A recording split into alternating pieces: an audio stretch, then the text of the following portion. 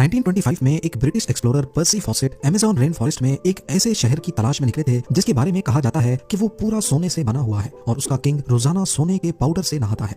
लेकिन उस दिन पर्सी फॉसेट अपने कैंप से निकले तो थे लेकिन फिर कभी वापस नहीं लौटे। ज़ेम टीवी की वीडियोस में एक बार फिर से खुशामदीद। नाज़रीन, अमेज़न रेन फॉरेस्ट दुनिया का सबसे बड़ा रेन फॉरेस्ट है जो हैरतअंगेज तौर पे 8 कंट्रीज आपस में शेयर करती हैं। इसका एरिया 70 लाख स्क्वायर किलोमीटर है। इतने बड़े एरिया में इंडिया जैसे 2 देश और यूनाइटेड किंगडम जैसे 28 देश फिट आ सकते हैं। जैसे ओशंस का बहुत बड़ा हिस्सा अभी तक हम इंसान एक्सप्लोर नहीं कर पाए, ऐसे ही अमेज़न रेन फॉरेस्ट का भी बहुत बड़ा हिस्सा अभी तक इंसानों की पहुंच से दूर है।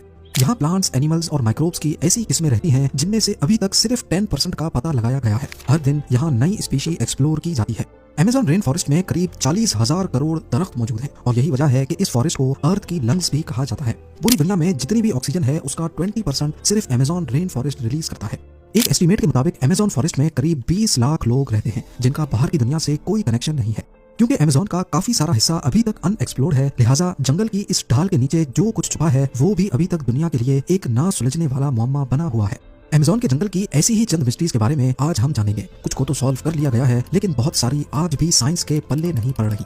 सबसे पहले बात करते हैं सिटी ऑफ गोल्ड के बारे में। अमेज़न फॉरेस्ट की आज तक की सबसे बड़ी मिस्ट्री है यहाँ की सिटी ऑफ गोल्ड, जिसको एल डोराडो भी कहा जाता है। कहा जाता है कि किसी दौर में यहाँ एक ऐसा शहर था जो पूरा सोने से बना होता था और यहाँ का किंग रोजाना सोने के पाउडर से नहाकर अमेज़न रिवर में वो सारा सोना बहा देता था। जी हाँ, 16वीं सेंचुरी में यूरोपियंस साउथ अमेरिका में आए थे जहाँ अमेज़न फॉरेस्ट मौजूद है। वो अपने साथ काफी सोल्जर्स और इस इलाके पर कब्जा करने का प्लान बनाकर आए थे। यहाँ उनका सामना अमेज़न के लोकल लोगों से हुआ जिन्होंने यहाँ अपने शहर बसाए हुए थे। यूरोपियंस ने उनके बनाए हुए शहरों पर कब्जा कर लिया और 16वीं सेंचुरी के आखिर में उनको खबर मिली कि अमेज़न फॉरेस्ट के डीप में एक ऐसा शहर भी है जो पूरा सोने से बना हुआ है। तो इसी पर यूरोपियंस ने इस एल डोराडो सिटी की तलाश शुरू कर दी। पूरा अमेज़न फॉरेस्ट छान लेने के बाद उनको यहाँ के बहुत सारे कबीले तो जरूर मिले लेकिन जिस शहर की तलाश थी वो ना मिल सका, जबकि यहाँ उनको काफी सारा सोना जरूर मिला। अगले 200 सालों तक तलाश जारी रखने के बाद आखिरकार एल डोराडो को मिथ डिक्लेयर कर दिया गया। उसके बाद 19वीं सेंचुरी में एक ब्रिटिश एक्सप्लोरर पर्सी फॉसेट ने एल डोराडो को एक बार फिर से तलाश करने का फैसला किया। उन्होंने अमेज़न में टोटल 8 एक्सपीडिशंस किए लेकिन इस दौरान उनको एल डोराडो तो दूर की बात दूसरे शहर भी नहीं मिले जिनका जिक्र यूरोपियंस ने किया था। अपने आखिरी एक्सपीडिशन में पर्सी फॉसेट अमेज़न के बीच में मौजूद थे जब आखिरी बार उनसे राब्ता हुआ था। उसके बाद वो तलाश में निकले तो दोबारा कभी लौट कर नहीं आए। ये 29 मई 1925 का दिन था और जिस जगह से वो गायब हुए वो ब्राजील की स्टेट मैटो ग्रोसो थी। उनको कई महीनों तक तलाश किया गया लेकिन ना ही पर्सी फॉसेट मिले और ना ही उनकी डेड बॉडी। साइंटिफिक कम्युनिटी का मानना है कि ये जगह इंसानों के रहने के काबिल नहीं है, लिहाजा यहाँ कोई शहर या विलेज नहीं बस सकता। लेकिन वक्त के साथ जब टेक्नोलॉजी काफी एडवांस हो गई तो फिर अमेज़न में कुछ ऐसे निशानात मिले जिससे ये जाहिर होता है कि किसी दौर में यहाँ इंसानों ने पूरे शहर बसाए हुए थे। असल में पर्सी फॉसेट जिस जगह तलाश कर रहे थे वो जगह तो बिल्कुल सही थी लेकिन ढूंढने का तरीका सही नहीं था। यहाँ कई मकामात पर रिसर्चर्स को जमीन के अंदर ह्यूमन वेस्ट दबा हुआ मिला है। साइंसदानों ने अमेज़न में कई मकामात पर लिडार स्कैनिंग डिवाइस का इस्तेमाल करके घने जंगल की लेयर के नीचे पत्थर से बने स्ट्रक्चर्स भी ढूंढे हैं जिनको वक्त के साथ साथ जंगल ने छुपा दिया है। नेशनल ज्योग्राफिक की टीम ने भी कैरेबियन के साहिल से 15 किलोमीटर अंदर अमेज़न में एक ऐसा शहर तलाश किया है जिसमें 2500 साल पुराने पूरे स्ट्रक्चर पहाड़ों के अंदर दबे हुए पाए गए। लेकिन इनमें एल डोराडो कौन सा है और आखिर ये इतने बड़े अमेज़न फॉरेस्ट में किस जगह मौजूद था, ये आज तक साइंटिफिक कम्युनिटी के लिए एक मिस्ट्री बना हुआ है।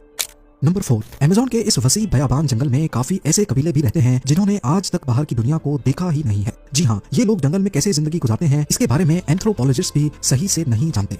इनमें से एक कबीला पिरिकपुरा के नाम से जाना जाता है जो वेस्टर्न ब्राजील में रहता है।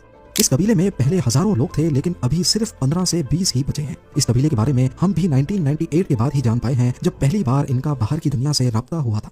उनकी लैंग्वेज से ऐसा लग रहा था कि शायद वो अपना दुख दर्द बयान करना चाहते हैं। एंथ्रोपोलॉजिस्ट ने जब उनकी बातों को डिकोड किया तो मालूम पड़ा कि उनका कबीला पहले काफी स्ट्रॉन्ग हुआ करता था लेकिन फिर कुछ कब्जा माफिया ने फॉरेस्ट में माइनिंग करने के लिए उनके तमाम साथियों को बुरी तरह मार डाला जिनमें से ये चंद लोग बच गए थे।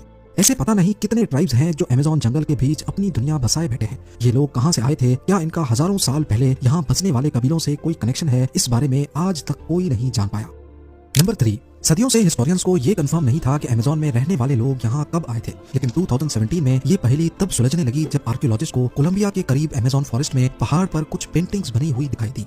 ये बड़े पत्थर पहाड़ के अंदर पूरी तरह दबे हुए थे और इन पेंटिंग्स को समझने के लिए इनको एक्सपोज करना बहुत जरूरी था।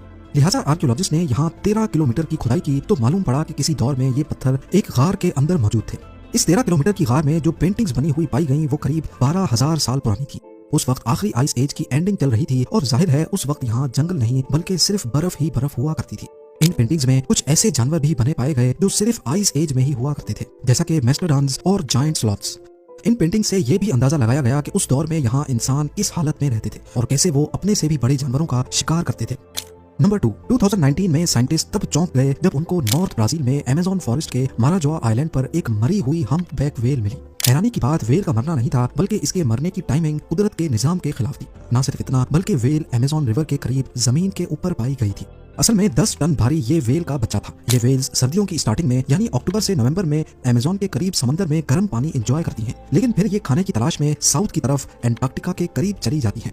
लेकिन ये वेल फरवरी में अमेज़न के करीब कैसे मरी थी? इन्वेस्टिगेशन से मालूम पड़ा कि ये जिस दिन मिली थी उससे सिर्फ 4 दिन पहले मरी थी। ना ही इसकी बॉडी पे किसी शिकार के निशानात थे और ना ही इसको कोई चोटें लगी हुई थी। तो अब यहाँ कई सवाल उठते हैं। पहला ये कि वेल इस मौसम में यहाँ कैसे पहुंची, ये समंदर से अमेज़न रिवर में क्यों आई, और सबसे बढ़कर ये अमेज़न फॉरेस्ट के बीच जमीन तक कैसे पहुंची। वो दिन और आज का दिन, ये मिस्ट्री कभी सॉल्व नहीं हो पाई। और अब नंबर 1, अमेज़न फॉरेस्ट का एक और सीक्रेट 2013 में डिस्कवर हुआ था, जब पेरू के करीब एक केमिस्ट्री के स्टूडेंट को अमेज़न में ये अजीबोगरीब स्ट्रक्चर मिला। ये एक प्लांट के पत्ते के ऊपर बना हुआ था जो देखने में काफी मिस्टीरियस लग रहा था। इसके ठीक सेंटर में सिल्क से एक कोन बनी हुई थी और इसके चारों तरफ सिल्क से ही एक जबरदस्त फेंस भी बनी हुई थी। उस स्टूडेंट ने इस स्ट्रक्चर की फोटोज ली और उनको इंटरनेट पर पोस्ट कर दिया, लेकिन हैरत की बात यह थी कि आज तक ऐसा स्ट्रक्चर किसी ने भी नहीं देखा था। इस पर मजीद जांच पड़ताल के लिए साइंटिस्ट की एक टीम ने पेरू के इस हिस्से को विजिट किया।